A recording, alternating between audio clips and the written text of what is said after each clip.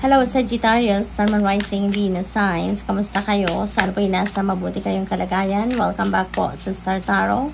Kung bago kayo dito, welcome din kayo. Thank you sa inyong support. I truly appreciate it. God bless you all. Una mensahe ni Sag ay the High Priestess. Ayan. So Sagittarius, High Priestess, first message ninyo, pay attention to your intuition. Okay? Napakahalagang paunang mensahe pa lang sa inyo. Heads up agad sa iyo ito na meron kang mga downloads, merong mga intuitive messages na maaaring pinadala sa inyo ang universe na kailangan mong ma-pick up, kailangan mong mapakinggan, kailangan mong marinig, no? Kaya yan ang ano sa inyo dito, advice sa inyo ng High Priestess energy. And even in your dreams, no? Even in your dreams, mag-pay attention din kayo sa mga elements na napanaginipan ninyo. Make sure na pagising ninyo, kung ano man ang naalala ninyo, isulat ninyo agad bago ninyo makalimutan. At i-google ninyo yan. No? I-google ninyo, hanapin ninyo yung symbolism ng bawat elemento ng iyong panaginip na naaalala nyo pa, because that could be your reference, no? Sa mga mangyayari sa buhay ninyo. If you are going to ask for clarity, no, that could be your reference. Two of Wands, planning stage. Ito, Sagittarius. So, maaring nagpaplano kayo sa ngayon, no? Maybe you are thinking of travel, thinking of business, thinking of study, or it could be anything, no, na pinagpaplanuhan ninyo sa ngayon. Maaari din na meron kayong kino-consider na partnership. Maaaring yung partnership na yan pwedeng romantic, no? Pwede rin na friendship, pwede rin na negosyo, no? Makikipag-collaborate kayo siguro sa isang project, no? Something like that. Baka meron kayong iniisip na gano'n at pinagpaplanuhan ninyong gawin yon. Four of Wands, yan. This is a celebratory energy. Kaya maaaring meron kayong okasyon na gaganapin. Maybe you're going to host a celebration. Kung hindi man, baka kayo ay maiimbitahan sa mga okasyon or sa mga celebration. Maaaring meron ditong union, no, in marriage. Maaaring meron sa inyong ikakasal, or baka maiimbitahan kayo sa isang kasalan, possible na ganon. Or since we have partnership dito, energy, maaring partnership in business, partnership in love, partnership in friendship talaga ang most likely mabubuo dito, no, between you and another person. Kaya maaring yan din ang isi-celebrate ninyo. Posible din yun. There could be reunion as well dito, na maaring may travel energy din ito. So maaring may travel na gagawin ng iba sa inyo dito, maybe coming home, diba, at magkakaroon kayo ng reunion. What else? We have the Fool energy. Ayan. So new beginning energy si the Fool, kaya maaaring meron kayong sisimulang bago, no? Sisimulang bagong chapter sa buhay ninyo at this time. Maybe you're going to take risk. Maybe you're going to start something new na very exciting for you, no? You've never done this before, kaya there is ano din dito, parang taking the leap of faith, no? Hindi kayo sigurado sa kung anong journey, no? Anong klaseng journey dito ang magkakaroon kayo, pero nagtitiwala kayo sa inyong sarili, nagtitiwala kayo sa Panginoon, kaya on the go kayo, no? You are trusting the universe dito sa kanyang mga plano. Kaya malakas ang loob din nyo na i-embrace ang kung ano man ang sisimulan ninyong bagong chapter sa buhay ninyo dito.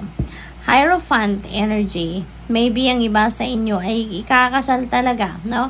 May wedding siguro talaga dito na pupuntahan, or may wedding dito na may iimbitahan kayo, or kayo yung ikakasal. So, whatever the case may be, no? Just take as it resonates.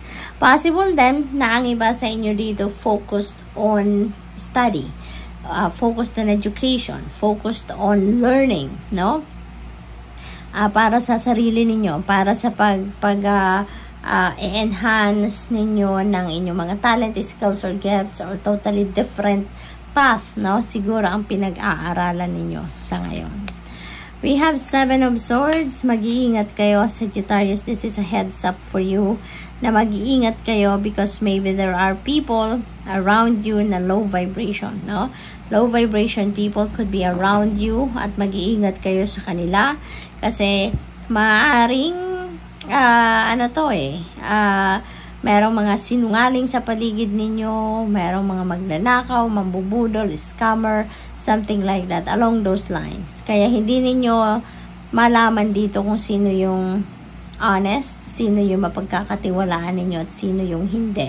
Kaya kailangang makinig kayo, no, sa inyong intuition because your intuition will definitely send you a signal, no, if there is something off key with the person that you're dealing with or a situation that you're in. Okay? What else? We have Temperance. Ayan. So, this is calling you for balance. Okay? Baka maraming imbalances na nangyayari sa buhay ninyo sa ngayon. Marami kayong bagay na nanineglect na siguro because maybe you have you're giving so much attention to certain things lang or certain areas lang ng buhay ninyo at maaring marami kayong nanineglect dito. Maaring marami kayong hindi napapansin kasi focus lang kayo sa isa, dalawa, no, na areas sa buhay ninyo at this time. Kaya, balanse, no? Balansehin ninyo. Tignan ninyo, figure out ninyo kung ano yung nasaan ang imbalance, okay? Para ang tawag dito, ma-address ninyo ng tama. Okay? Kasi, maaari din, Sagittarius, nasabi sa dami ng plano ninyo, sa dami ng gusto ninyong gawin, or maaring you already have too much on your plate na talaga, baka, kahit pag-aalaga sa sarili ninyo, baka hindi nyo na nagagawa. No? Kaya, syempre, nakaka-apekto yan sa mindset natin. Diba? Kaya, try to bring the balance back in your life. Gawin ninyo kung ano ang nararapat na gawin para ibalik ninyo sa sentro ang sarili ninyo. Okay? Wheel of Fortune. Wow, napakagandang pagtatapos ng reading ninyo. There is a Wheel of Fortune. Ito yung swerte talaga, no? At talagang mababalot kayo ng swerte sa ngayon kasi overall overall change ito sa buhay ninyo. Parang major overhaul, no, ng buhay ninyo mangyayari dito.